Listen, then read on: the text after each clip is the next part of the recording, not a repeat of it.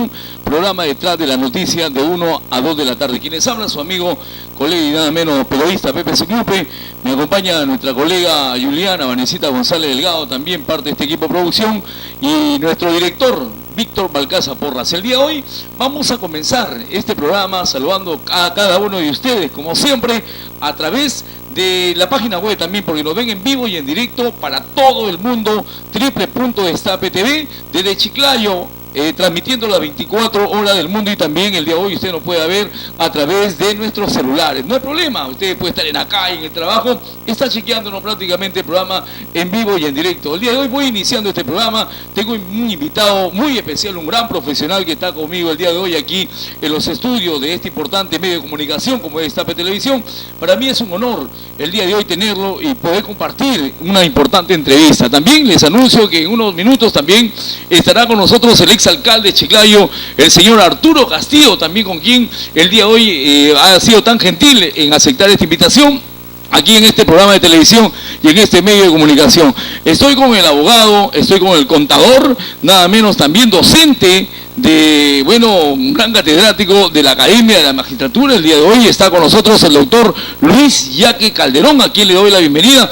Una persona muy identificada, una persona de mucho conocimiento aquí, muy respetada en el departamento de La Bahía. ¿Cómo está, doctor? Muy buena tarde. Bienvenido, gracias por estar con nosotros. Gracias por la invitación, un saludo especial y un abrazo fraterno a todos mis paisanos. Yo soy chiclayano y de verdad que me agrada también estar con ustedes, porque siempre ustedes son pujantes con la noticia y con lo que, como que su nombre lo indica el programa, los destapes que siempre se dan.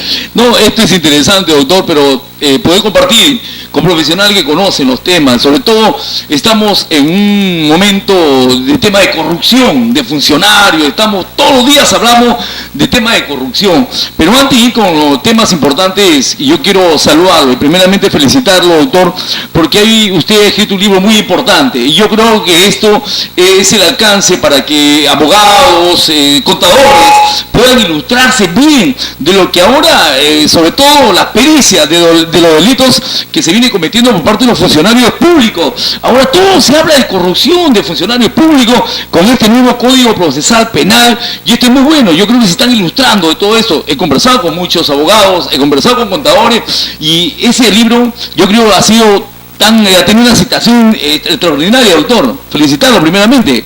Gracias. Este es un tema que siempre me ha apasionado. Desde cuando era muy joven en funciones de asesor con el expresidente de la Corporación Departamental de Desarrollo, el ingeniero Silva Santisteban de aquel tiempo. Siempre hablábamos de esto cuando se demoraban mucho las obras. Solamente el hecho de demorar una obra pública, la ejecución de una obra pública, ya se presume que hay actos o motivaciones para eso, dilatar el tiempo, dilatar los presupuestos para que la obra cueste más. Mire usted cómo nace por ahí también un indicio de lo que podríamos llamar, ¿no?, la fuente de la corrupción, desde las bases, cuando se elaboran las bases para un concurso público, para una licitación internacional. Realmente lo que ha calado mucho desde mucho de tiempo atrás es que los funcionarios públicos han comenzado a convivir con la corrupción como si fuese parte de la vida pública, como el oxígeno, el agua, los servicios, la luz.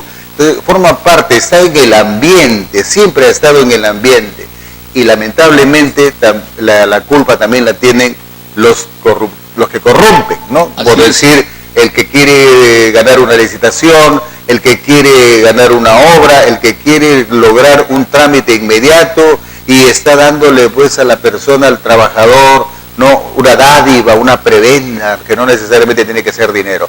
Ahora con este destape de Odebrecht y de Camargo Correa y otras empresas transnacionales brasileras que comenzaron a dominar las finanzas en los países latinoamericanos, ya es por demás, ¿no?, insoportable lo que nace en las cabezas de los partidos políticos en el Perú. Ya no cabe duda de que alguna vez la gente decía, oye, pero ¿tú crees que el expresidente Alberto Fujimori sabría que Vladimiro Montesinos hacía todas estas cosas y yo le respondía simplemente, ¿quién es la cabeza? ¿Quién es el que manda? El presidente. Lógico. Nada se mueve sin la autorización y conocimiento mínimo del presidente. Entonces la presunción lógica es que ellos son los que manejan pues todos los grandes negociados y nadie se escapa. Por ejemplo, el caso de los indultos y estos famosos vergonzosos indultos con pagos de miles de dólares, cientos de miles de dólares, es que, y lo que pasa es que saben hacer la jugada de tal manera de que, como se dice en el argot criollo, pasan piola, no los detectan y no los denuncian, y hay una concurrencia también de una, digamos, de parte de la población, de una falta de ciudadanía, de amor a la patria, y decir yo voy a denunciar estos hechos. Lamentablemente, pues, esto nos cala a todos los peruanos. Doctor Luis Yaque Calderón, por la experiencia que usted tiene, y hemos hablado, ¿no? Estamos hablando del tema de corrupción. Bueno, esto cala pues, como usted dice, ¿no? A veces a las horas, a poder, como se llama, prolongarse, y ahí es donde viene es el tema. Ahora todo, en todo el país, el tema de Odebrecht, que es un tema muy escandaloso y muchos temas más, imagínense, sin necesidad de ser funcionario del gobierno, acá nomás en el gobierno local, imagínense, en el gobierno municipal, en los gobiernos distritales. Ahora, es un negocio ser político, bueno, porque lo primero, ser regidor, o ser consejeros, o ser alcalde, o ser presidente del gobierno regional, o alcaldes distritales, todo lleva al tema de corrupción. Y yo creo que ya no estamos en un país de corrupto, la verdad, lamentable, doctor. Sí, aquí lo que cabe urgente en las reformas, ojalá que así las podamos tener en los decretos legislativos, que este Poder Ejecutivo que preside el presidente Pedro Pablo Kuczynski y todos los ministros de Estado, que al haberle solicitado al Poder Legislativo facultades extraordinarias para legislar en materias específicas y por un plazo determinado a través de decretos legislativos, allí se haya puesto las cosas en blanco y negro y clarísimo, como por ejemplo, el artículo 198 del Código Penal establece los castigos penales, cárcel para los funcionarios en general, para los gerentes, para los auditores, para los contadores, que falseen todo tipo de información de manera que perjudiquen a las personas jurídicas, a las empresas. Y esto significa de que existe a veces actos de colusión para quebrar empresas. A eso yo le llamo, como docente de la especialidad, le llamo la muerte empresarial. Y justo tengo otro libro, el que está viniendo en 20 días aproximadamente, sobre el crimen empresarial. Las empresas son personas jurídicas que nacen con una escritura pública, como usted y yo, amigo Suclupe, que tenemos una partida de nacimiento. Lógico. Que crecemos o desarrollamos bien o mal, pero bueno, que finalmente también termina nuestra vida. Las empresas no deberían terminar de manera natural, sino que a veces las matan, las quiebran a propósito, con fines de que ya no pagan deudas a la SUNAT, ya no paguen las deudas a los proveedores. El caso de Canal 4 en Lima, el caso de los partidos, de los equipos de fútbol que están siendo intervenidos por Indecopi. O sea, el país necesita voltearlo al revés y decir, a ver, todo esto debe de cambiar. Yo acabo de darle a usted una primicia de mi libro que todavía no sale a la luz, que es la modificación del artículo 198 para duplicar las penas a quienes de manera coludida traten de quebrar a las empresas y de esa manera no asumen una responsabilidad. Entonces, las penas de 1 a 3 años no tienen pues la característica de purgar una pena privativa de la libertad, y por eso es que la gente dice, no, comparecencia, y por último, la famosa declaración de culpabilidad del que ha cometido un delito. Eso también es demasiada benevolencia jurídica en el país. Eso tiene que también regularse. No digo que se anule. La confesión sincera, por ejemplo, ¿no? Que es un mecanismo de ayuda al delincuente. Mire usted, hay que hablar en términos correctos. Pero eso favorece, ¿no? Bueno, favorece. Es un pro en contra, mi querido doctor. Claro, porque dice, si usted me da información Si usted que ha cometido el delito me da información de quiénes lo han hecho y de qué forma lo han hecho y dónde están los dineros para recuperar esos dineros y capturar a los delincuentes a las cabezas, entonces usted tiene una rebaja de la pena, o por lo menos. Pero hay otros jueces que dicen, yo lo libero de la cárcel a usted y lo mando a su casa. O sea, siempre tiene que haber una gradualidad de acuerdo a la materialización del acto doloso. Así es. No puede ser tan entreguista tampoco el Estado, porque yo le digo algo, amigo Suclupe, y al amigo Balcázar también, que siempre está atento a esto. No, claro. Mire usted, si es que el escarmiento que siempre se da, somos seres humanos todos. Así es, todos tenemos... Oiga, si hace poco que estuve yo en un Congreso Nacional de Ronderos en Pátapo, conversábamos con los congresistas que llegaron ahí ocasionalmente, la señora Verónica Mendoza y el padre Marco Arana, porque fueron los únicos que llegaron. A mí me invitaron con el prefecto para dar una charla. No había congresista del departamento de Lambayeque. No había nadie de acá, de los nuestros. Y ahí conversábamos, yo por ejemplo me invitaron para dictar una pequeña charlita sobre el derecho consuetudinario, que es el derecho de la costumbre, que están en todos los anales de los códigos mundiales del derecho a nivel mundial, que es la forma de hacer justicia con su propia ley, que es la ley no escrita, que es la ley que viene de los ancestros de las comunidades antiguas. Pero oiga usted, yo le aseguro, porque yo me pongo en el lugar de una persona que haya cometido un acto doloso, claro, que haya robado en la comunidad de estas personas, y cada pencazo con ese cabestro, porque así la palabra correcta, el cabestro, que es del cuero de la vaca, de la res, no seca.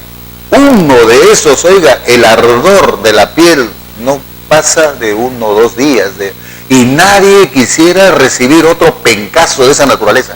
Yo digo que el escarmiento sí sería una forma de disuadir a los delincuentes. Pero habría que conversar jurídicamente para que tampoco eso no sea un exceso, pero oiga, un escarmiento es un escarmiento. ¿Usted cree que el primero que sabe, un violador que sabe que va a ir a un paredón donde lo van a fusilar, usted cree que no lo pensaría 2 veces? Sí, lo pensaría 2 veces. Cierto. Entonces hay demasiada también protección de la población que dice, no, pobrecito, que no, que es hijo de Dios y que tanta cosa, tanta parafernalia, digamos, ancestral, claro, esa naturaleza, hace que no se apruebe. Ya debería aprobarse la pena de muerte para casos extremos, ¿no? Pero, ¿usted cree que cuando se implante la pena de muerte por ese tipo de delitos, los que están haciendo la cola en los delitos, o los de la comunidad delictiva de ese tipo de delitos, usted cree que no van a sacar su cuenta, como se dice, su línea, como otros lo dicen de otra manera,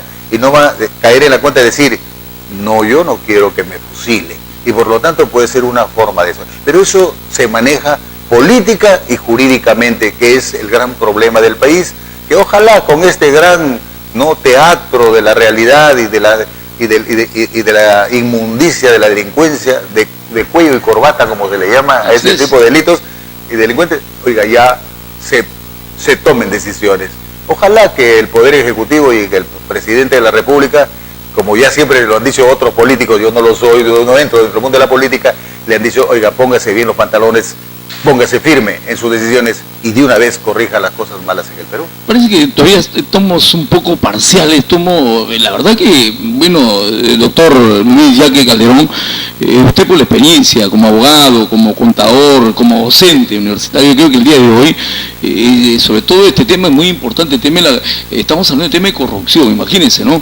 Yo creo que, bueno, esto tiene que parar ya, como usted ha dicho, ¿no? Al presidente de la República pues tiene que amarrarse en los pantalones, bueno, y tomar decisiones, porque si no, imagínense, sin ir acá nomás en el departamento de Lambayeque, doctor, bueno, hay temas, en el caso de hoy, imagínense, un expresidente del gobierno regional, como es el doctor Yahweh Simón Munar, o una expresidenta también, Nelly Salarrey y otros funcionarios, bueno, hasta estos momentos todavía no hay nada claro, sobre todo se alarga y hasta estos momentos no hay un proceso ya de detención incluso para los mismos expresidentes de la República, doctor.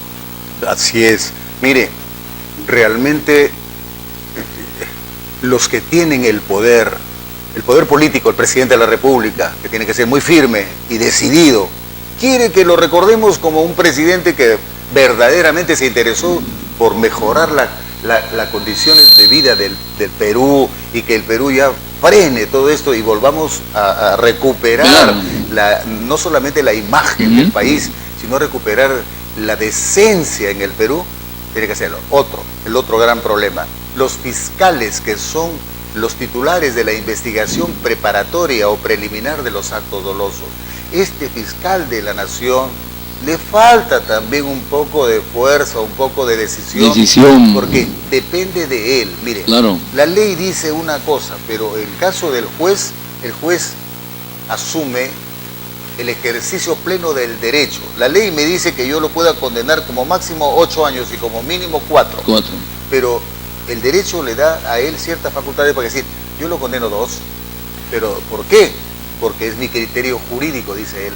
Y eso, por ejemplo, también tiene que regularse. Los fiscales tienen que ser mucho más decididos, tienen que garantizarles a ellos la seguridad de ellos y de su familia si queremos hacer eso. Oiga, mire, si no fuera en democracia como lo estaríamos hablando, y ese país fuese tan convulsionado como otros, como un país vecino del norte al que conozco, que yo estuve una vez asesorando al ministro de Hacienda de Venezuela hace algunos años, que me contrataron para ello. Oiga, estaríamos hablando de una revolución nacional para que el país recupere realmente los niveles de respeto y de cambio para que haya una nueva generación en el Perú. Y finalmente quiero decir, no finalmente, sobre este punto, ¿cuál es el otro tema que realmente hay que cambiar, hay que mejorar? Basta de adendas. Así es. Basta de adendas. Basta de hacer las cosas a medias para después parchar con una adenda, con un documento que se llama adenda, dice, ¿no? Considerando de que no se han visto los precios, que caen los cambios, se hace otra adenda para ampliar los plazos y cobrar más, otra adenda para las firmas, otra adenda para implementar otra cosa que no se puso en las bases. Es decir, esto es una letanía, como decía mi abuelo don Ruperto Yaque del Castillo, que Dios lo tenga en su gloria, que decía, hijo, estas son letanías, porque las letanías son lamentos en oración para querer dilatar las cosas y usar lo que se llama en el derecho el usufructo, buscando el beneficio. Y eso no está bien. Ya la juventud, yo en las redes sociales le estoy diciendo a los jóvenes, así es, a los jóvenes políticos en general, fumiguen sus partidos, fumiguen sus casas políticas, denuncien a los delincuentes que están dentro de sus propios partidos y tomen ustedes el mando para que reivindiquen a los partidos políticos que se necesitan para que en democracia, para que el Perú siga caminando. ¿Usted cree, como chiclayano, en el gobierno regional, el tema, ¿hay corrupción o no hay corrupción, doctor? Sí. Sí, las denuncias que no se investigan bien. Por ejemplo, el día de ayer estuve conversando con 2 funcionarios de la Contraloría que justo trabajaron en la época de los últimos años del inefable, ¿no? Y el tristemente recordado Roberto Torres, ¿no? En la que ellos habían sido aparentemente determinados o habían sido consignados o determinados, o los habían utilizado como cabezas del turco, que tienen que cortar para que el emperador diga, ya se hizo justicia, ¿no? 2.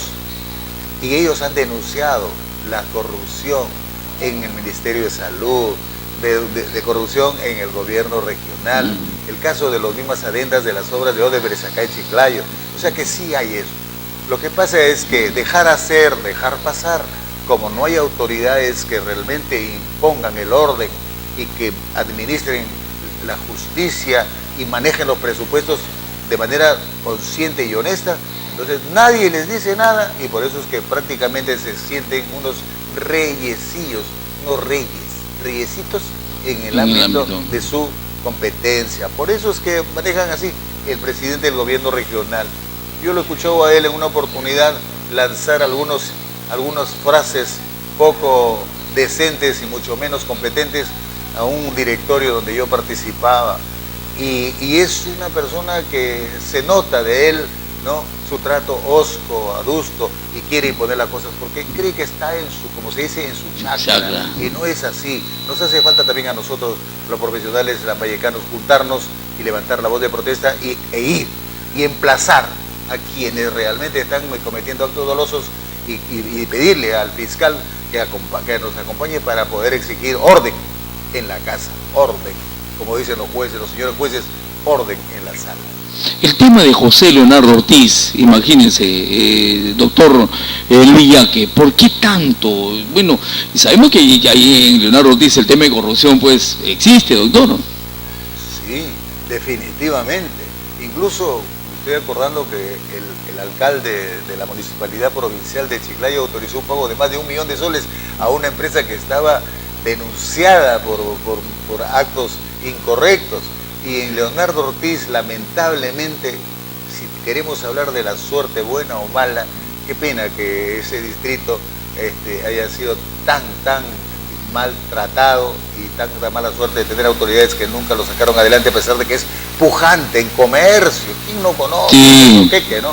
Pero, y los camales clandestinos que hay en las calles por allá, ¿no? Por los Patos, no sé, por esos lugares.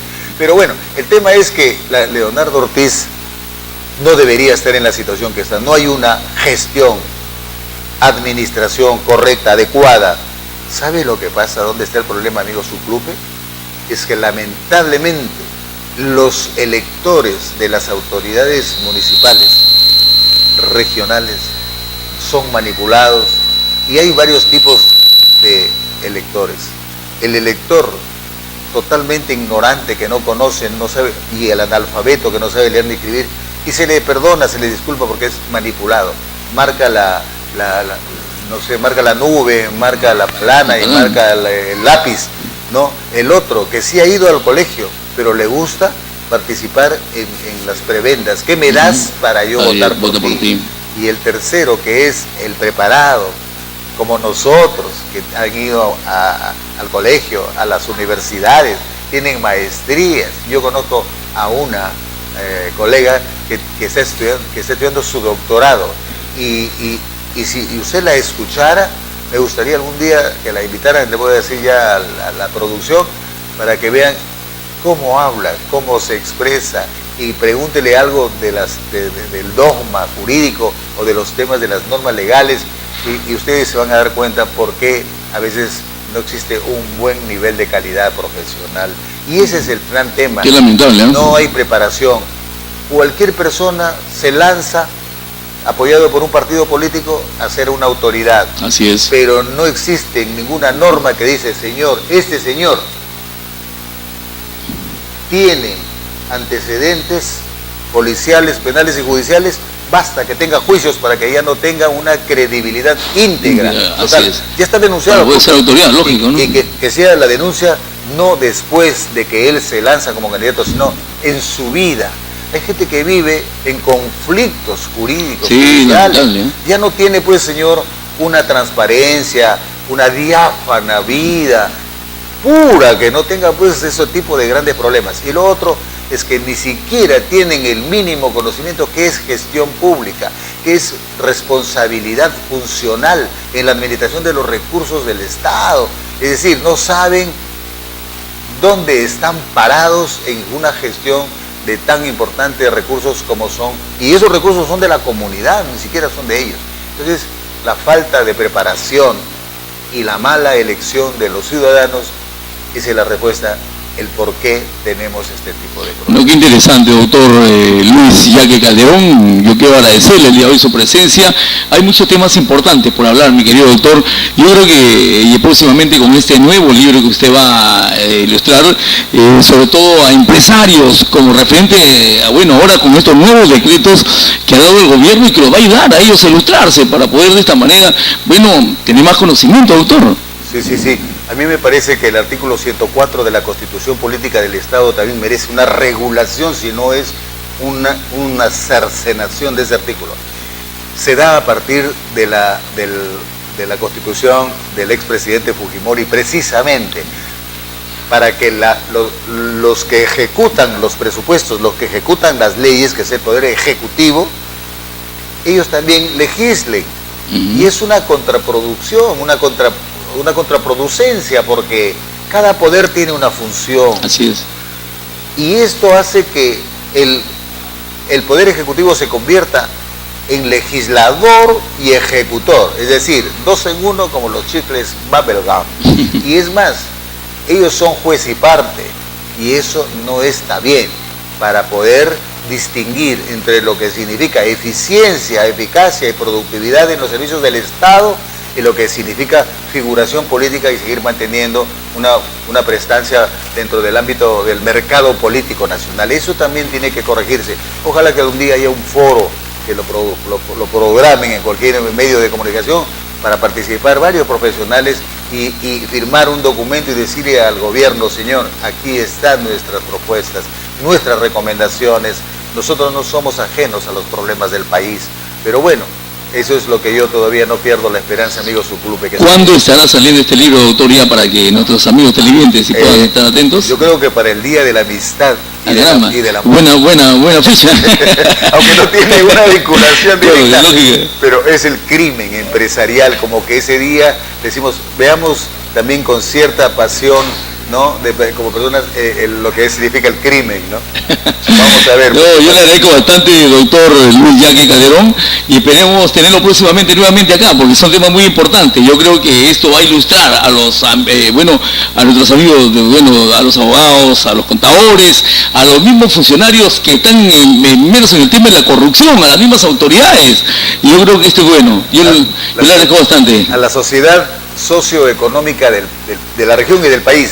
A todos nos interesa porque es la vida pública, ¿no es cierto? Así es. Así que vamos a hacer eso. Ojalá, yo le agradezco por la invitación al amigo Balcázar, a usted, amigo Suclupe, y será hasta por una próxima oportunidad. Muchas gracias, muy amable. Gracias. Vamos a la pausa comercial y luego retornamos. Ya está con nosotros aquí en los estudios el exalcalde de la ciudad de Chiclayo, el señor Arturo Castilla Chirino. Volvemos.